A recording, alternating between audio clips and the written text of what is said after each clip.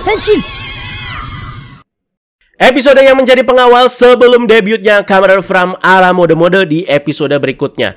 Bagaimanakah konflik besarnya yang jadi start pointnya di episode kali ini? Langsung aja kita bahas, ini dia Kamen Rider Gabu episode 39. Soma berencana mengunjungi kediaman Dente Oji-san. Ini menyambung sama Soma yang sedikit khawatir dengan gigi-gigi di Gabu Dente yang pada nggak ada, alias ompong. Soma belum tahu kan alasan dibalik gigi ompong Dente itu apa? Ya, yaitu sebagai bahan pembuatan gocipot waktu itu. Dente juga ngeles ke Soma waktu itu kan ya. Oh ya, ini gigi gua ompong gara-gara gua malas sikat gigi dan lain-lain. Sachika udah tahu, Soma itu belum tahu, dan Sachika juga nggak cerita sama sekali atau belum cerita sama sekali. Karena Dente juga yang minta agar Sachika itu ya jangan bilang ke Soma. Di tempat kediaman Dente ternyata sudah ada Lakia duluan. Ternyata Lakia itu masih nagih Dente soal item atau penawar racun yang dia request sebelumnya. Pas awal-awal saganya si Rango ya. Sampai sekarang belum beres-beres guys. Malah Dente itu balik sedikit nuntut ya agar bisa diajak keliling ke dunia manusia buat makan snack dan banyak makanan manis. Jadi Dente itu nggak mau lah sama makanan-makanan take away gitu. Dia itu pengennya ya makanannya itu makan langsung di tempat lah ya. Yang dihidangkan langsung di tempat dan makannya juga di tempat. Dente aja sampai ngasih lihat banyak foto-foto makanan sebagai contoh lewat Gabu phone-nya. Jadi ada pancake, ada chocolate fondue ya, dan juga ada parfait juga. Soma juga udah tahu loh ternyata soal parfait dan pengen nyobain juga. Tapi kesinambungan sama episode ini kan makanannya itu puding ala mode ya. Ya ini biar orang-orang yang nggak salah juga kali ya. Jadi parfait di sini ya tetap disebut juga sebagai honorable mention lah bisa dibilang. Masalah besarnya di sini Dente itu kan Granyuto ya, dan dia juga yang nggak punya wujud penyamaran manusia. Ditambah lagi kemarin Bang Yanto itu udah menyebarluaskan info soal keberadaan Granyuto di media sosial. Jadi sekarang itu manusia udah banyak tahu juga gitu soal ini ya. Mereka juga ya mana tahu gitu ada Granyuto baik seperti Dente kan ya. Mana tahu mereka ada Granyuto baik, ada Granyuto jahat ya. Jadi banyak faktor-faktor yang bisa menimbulkan masalah lah soal ini ya, dan dijabarkannya itu ya tetap secara fun dan juga komedik di sini. Dan tercetuslah ide dari Sachika, yaitu membuat makanannya itu di tempat Dente. Jadi ya buat di tempat dan Dente itu tinggal langsung makan aja, nggak usah repot-repot keluar dan merasakan gitu ya soal makan di tempatnya. Jadi makanan yang bakalan dihidangkan adalah puding ala mode, dimana nanti bahan-bahannya bakal disiapin duluan dan di tempat Dente itu ya tinggal plating terus makan deh. Udah sesimpel itu ya. Jadi Lakia sama Sachika di sini ya nyari piring guys ya, sementara Soma itu belanja bahan-bahan. Khusus buat puding ala mode katanya harus khusus pakai wadah perak atau silver. Jadi nggak menyesal tuh ya, Ana dari kemarin bahas panjang lebar mengenai wadah silver ini ya, dari Gochizo sampai ke warna paling dominan di foamnya. Ternyata banyak dibahas ya, sampai Sachika dan Lakia juga di sini repot-repot loh nyari si wadah silver ini atau wadah perak ini ya. Nah, kenapa terlihat Sachika kayak yang paling niat di sini? Karena dia satu-satunya orang yang sadar sama kesehatan Dente yang semakin menurun pasca giginya yang ompong. Jadi kalau Dente itu dikasih makanan enak, moodnya juga pastinya jadi baik, kesehatannya juga ya alhamdulillah bisa membaik gitu. Ini juga membuat Lakia tersadar sama dirinya yang kurang peka. Jadi kesehatan Dente itu memburuk, padahal Lakia itu kan yang paling sering mampir gitu ya. Orang yang paling sering mampir tuh Lakia loh sekarang-sekarang ya ke tempatnya Dente ya. Terus pas adiknya kejanuan Dark Snake juga Lakia itu kagak nyadar guys. Nah jadi emang MVP lah Sachika juga masalah-masalah beginian ya. Selalu bisa bikin mood membaik lewat cheerfulnya dia dan pintarnya dia mengalihkan dalam tanda kutip ya. Nah ternyata nyari wadah puding ala modenya itu di toko kitchen kenalannya Sachika juga. Di situ ada berbagai macam piring silver guys ya. Ya bagian ini dibikin lucu-lucuan aja dengan Lakia yang kayak ngasih sudut pandang terhadap piring atau wadah silver ini gitu ya. Kan dia itu Granyuto ya. Nah, Soma itu lagi belanja. Ketemu lagi sama si bapak yang jualan cemilan-cemilan si Soma ya. Tiap si bapak ini muncul, Ana tuh selalu ngegumam. Aduh, ente lagi. Bukan sebel ya, cuman kan dari kemarin tiap screen time si bapak itu selalu kayak no clue at all gitu. Tapi kayak ada feeling kalau karakter si bapak satu ini tuh bakalan cukup penting ya. Jadi agak gemes juga gitu, soalnya kan apa gitu yang buat kita tuh penasaran terus gitu ya sama si bapak ini tuh sebenarnya siapa ya. Jadi hari ini katanya tutup kafenya. Soalnya si bapak itu habis ziarah ke makam almarhum orang tuanya ya. Jadi dari sini tuh ada sedikit clue ya, kalau kedua orang tua si bapak ini tuh sudah meninggal. Sepertinya meninggalnya itu dengan cara yang tidak menyenangkan. Jadi wajah si bapak juga langsung agak beda gitu ketika ngomongin ini sambil bilang banyak hal yang terjadi, tanpa mau menceritakan lebih lanjut. Siapa tahu ini ada keterlibatannya juga dengan Granyuto ya. Di sini juga si bapak jadi kenalan tuh sama si Bang Yanto yang kebetulan lewat. Jadi kenal juga deh ya. Bang, rumornya itu si bapak itu bakalan jadi final boss di Kamen Rider Gabu. Iya pak, iya. Sudah dengar saya soal itu ya. Dan Ana sih ya no comment, karena berasa terlalu agak random dan juga ngaco ya. ya urgensinya apaan gitu, dan source rumornya juga dari mana gitu.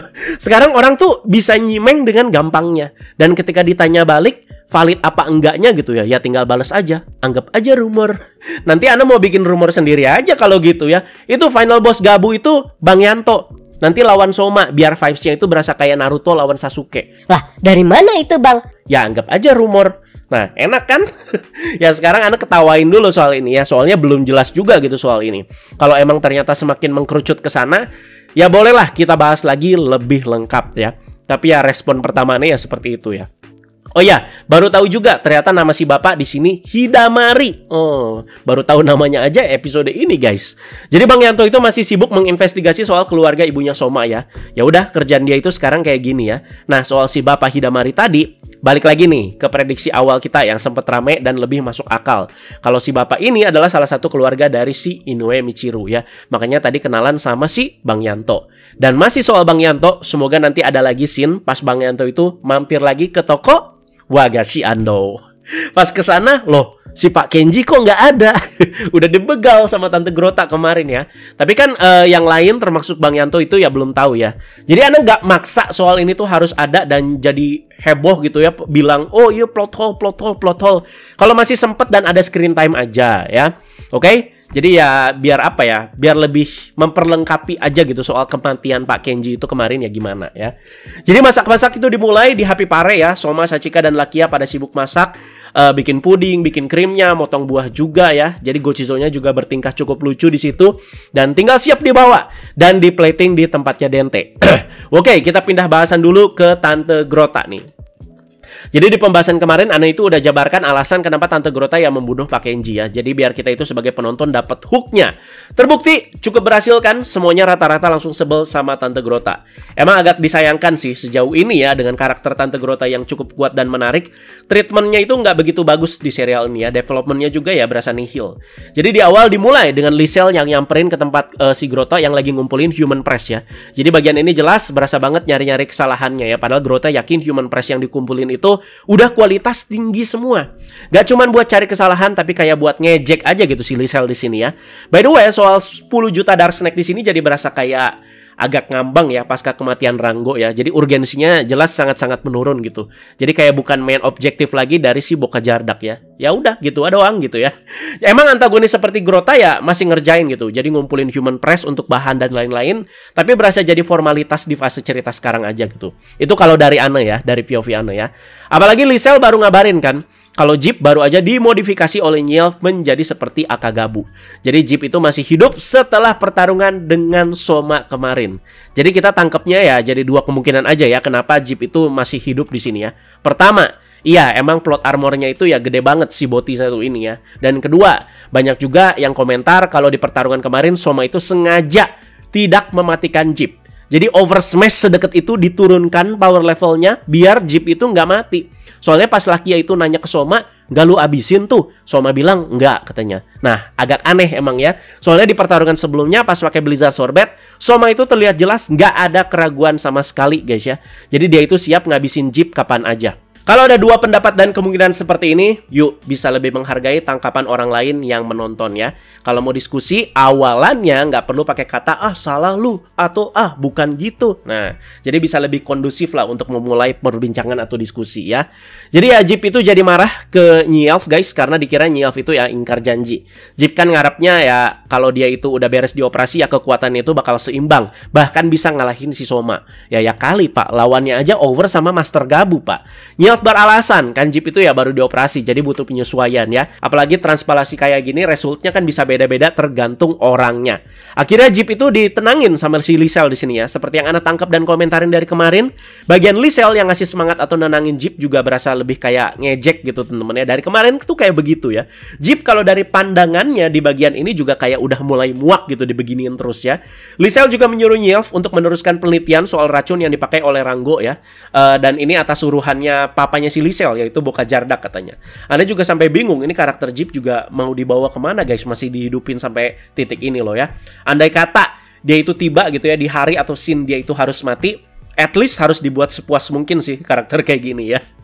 Jadi Tante Grota setelah dikabarin soal Jeep tadi sama si Lisel, langsung nyamperin si Nyelv. Karena kan yang melakukan operasi ke Jeep ya pasti Nyelv. Jadi Grota itu kontra banget gitu soal ini. Di sini mulai deh debat ya. Terlihat tapi Grota itu yang paling kelihatan peduli gitu sama keluarganya dia ya, sama kakak adiknya ya. Dan kalau enggak ya nggak mungkin gitu marah gitu pas tahu Jeep itu dioperasi. Apalagi sekarang Stomach Family itu cuma sisa 3 orang loh. Ada Grota, ada Jeep, dan juga ada Nyelv ya. Tanpa secara sengaja, pas lagi debat dan pas Grota ngebanting tabnya Nyelv, langsung deh dari situ Tante Grota itu baru tahu kalau Dente Ojisan itu masih hidup. Jadi sebelum Soma dan kawan-kawan datang, disamperin dah itu Dente sama si Tante Grota ya. Jadi Grota dengan memaksa menyuruh si Dente itu untuk ngebantu dia, sembari menjabarkan betapa hancurnya kondisi Stomach Family saat ini. Jadi ayahnya, Buci Stomach itu udah nggak ada. Ibunya juga udah nggak ada. Ibunya siapa juga belum diceritain ya. Anda juga nggak tahu guys ya. Langgo, Sita udah modiar ya.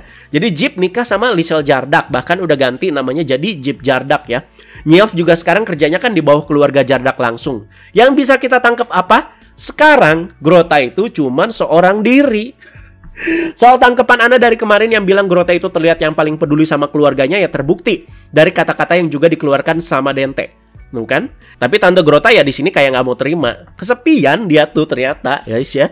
Jadi Dente tetap dengan lemah lembut ngerespon perlawanan dari si Grota ini ya. Soalnya pasti kalau kita juga di posisi Grota, ya pasti pusing 7 keliling juga kan. Nggak bisa berlagak sok kuat terus guys ya. Bahkan ya, Dente terlihat di sini ngajak Grota itu bertobat. Dan kalau nggak mau kesepian, Grota itu punya adik satu lagi. Berani banget loh Dente ngomong kayak gitu ya. Nah, adiknya satu lagi itu siapa? Ya Soma lah. Betul guys. Ya di sini tentu Grotanya ya merasa tersinggung gitu ya. Dia pride-nya kan tinggi banget ya. Tapi kita kan nggak tahu di dalam hatinya sebenarnya kayak gimana perasaannya. Dan ketika Soma dan yang lainnya itu sampai ke tempat Dente, betapa kagetnya mereka sudah melihat Dente tidak sadarkan diri, ditandai juga dengan adanya luka goresan besar di tubuhnya. Yes, ini sabitnya Grota berulah setelah perdebatan tadi, yang berakhir Grota malah nyerang si Dente. Bagian ini Ana langsung ya udah pasti nggak tenang lah, dak-dikduk guys ya. Apakah Dente Ojisan akhirnya harus meninggalkan kita semua? Setelah di prank bisa dibilang ya, sehabis debut Gabu Overmode, sekarang modiar beneran. Berarti ini hook kedua kepada kita para penonton ya. Jadi biar kebencian terhadap Grota itu semakin bertambah menuju si debutnya From Aramode Mode. Nah setelah Pak Kenji, sekarang Dente. Jadi nyesek gitu emang buat kita para penonton ya. Jadi balik lagi ya ke treatment Grota sepanjang serial yang berasa nihil. Sampai-sampai kita aja sempet simpati gitu sama antagonis kayak dia kan ya. Jadi last effort yang cukup beresiko dan berani kayak gini tuh emang perlu diambil untuk naikin dinamika. Coba kalau pendapat kalian itu kayak gimana guys ya? Awas aja ini kita di prank lagi nih sama kematian Dente di sini ya. Soalnya di preview episode sebelum Lakia itu berubah jadi From Aramode Mode itu dia bilang kan, Komel dan Dente udah ngasih semua kepercayaan ini kepada diriku. Jadi kita lihat ya, ini ya bentuk pengorbanan juga mungkin. Yang menariknya dan dibikin nyambung, ketika Lakia melihat luka yang ada di tubuh Dente, dia itu langsung teringat dengan Komel adiknya yang mempunyai bekas luka yang mirip. Langsung diuber lah itu si Tante Grota ya sama Lakia ya. Terjadi pertarungan antara dua karakter ini. Masih ditanyain soal Grota yang apakah benar membunuh si Komel atau tidak. Tapi Grota ya masih denial ya. Bukan denial sih guys ya, tapi lupa. Karena dia sebagai algojo juga kan pasti lupa gitu. Karena udah banyak sekali mengeksekusi pekerja-pekerja Stomach Company yang membangkang bisa dibilang. Pertarungan dengan wujud manusia masing-masing cukup menarik nih. Karena Grota tipenya itu banting-bantingan tsundere gitu ya. Waduh, maulah itu dibanting dan dipiting gitu sama Tante Grota. Ini juga perlu kita bahas guys ya. Jadi ketika Lakia itu menyentuh Tante Grota atau sabitnya, dia itu kayak langsung dapat penglihatan jelas saat Komel itu diserang oleh si Tante Grota. Terpampang jelas bagaimana Komel itu mati. Terlihat kayak baru mau pulang banget ke rumahnya, di tengah jalan langsung disabit itu sama si Tante Grota dari belakang kan ya. Ini Lakia jadi mirip sama Soma nggak sih guys? Jadi Soma ketika ngelihat atau megang foto Bang Yanto, ataupun waktu dia itu megang Bang Yanto ya, dia itu dapat gitu ya penglihatan kayak begini. Nah, itu kalau kalian inget tuh di tengah-tengah serial. Soma juga kan pernah kan megang Lakia pas mereka berdua itu menyusup bareng-bareng ke Stomach Company, dapat penglihatan juga ya. Itu penglihatannya soal ibunya Bang Yanto. Nah, jadi ini fenomena apa nih soal penglihatan gini ya. Jadi terjawab jadi sudah ya pertanyaan besar kita sepanjang serial. Yang ngebunuh adiknya Lakia, yaitu Komel Amarga, adalah Grota Stomach. Jadi dugaan dari awal juga sebenarnya seperti itu guys ya, tapi kita sedikit-sedikit dialihkan. Tapi ternyata benar nih sekarang ya. Sekarang sudah benar-benar terjawab dengan jelas. Lakia berubah menjadi Kamen Rider Fram. Glota juga memunculkan wujud Granutonya. Ya hasilnya sudah cukup jelas di sini. Lakia itu kalah telak guys ya. Sampai-sampai ada bagian di mana Glota itu ngasih senjatanya Lakia ya, si Fram Breaker. Jadi kayak dioper gitu. Jadi bagian ini biar lebih gentle dan seimbang sedikit gitu pertarungannya. Tapi ya tetap aja kalah gitu. Jadi ini jadi pembuktian buat Glota juga. Soal kata-kata Dente yang bilang dia itu kesepian ya sebenarnya enggak gitu ya. Wah, enggak, gua enggak kesepian gitu. Dia itu bisa hidup sendiri karena dia itu kuat. Mengklaimnya tuh seperti itu. Tapi kan belum pasti ya. Kita belum tahu isi hati sebenarnya itu kayak gimana. Jadi Lakia udah mau dihabisin, tapi syukur diselamatin sama Soma yang secepat kilat berubah jadi Gabu Overmode dan ngebogem si Glota. Kayaknya Lakia juga bakalan marah ke Soma nih gara-gara ini ya. Karena pasti ya pengen dia sendiri aja gitu yang ngabisin si Glota. Tapi kan dia masih selemah ini gitu. Glota ya tentu masih hidup. Setelah pukulan tadi ya dia itu ngilang aja gitu. Jadi episode minggu depan yang sudah ditunggu-tunggu pastinya, yaitu debut dari Kamen Rider Fram Aramode Mode ya. Jadi perlu kita bahas nggak nih previewnya ya? Coba komen aja guys ya. Walau banyak yang minta, tapi Ana nggak janji dulu ya. Ana udah ada beberapa jadwal upload di minggu ini. Takutnya nggak ada slot lagi buat bahas previewnya. Kita diskusi aja seputar episode ini dan juga poin-poin pentingnya. Jadi soal kematian Dente, apakah benar atau tidak? Gimana menurut kalian? Terus juga soal Glota yang lumayan banyak fokusnya juga ya. Sebelum mungkin Modyar di episode berikutnya di debutnya Fram Aramode Mode. Dan juga soal bapak tadi siapa namanya, Hidamari lah. Dan juga soal Jeep ya. Jadi lumayan banyak tuh poin-poin pentingnya guys ya. Dan juga proses pembuatan dari puding ala mode. Jadi sebelum pembahasan episode ini Anda juga udah banyak banget tuh bahas soal si Fram Aramode Mode ya. Dari Terebikunnya, dari sistematis Purinte Gochizonya, dari first looknya, udah banyak banget guys ya. Dan akhirnya minggu depan siap debut ya. Jadi terima kasih banyak yang sudah menyaksikan. Teman-teman jangan lupa like, share, juga subscribe. Diskusi seperti biasa, penuhkan kolom komentar, tenggelamkan komentar-komentar judul ya. Bye-bye guys.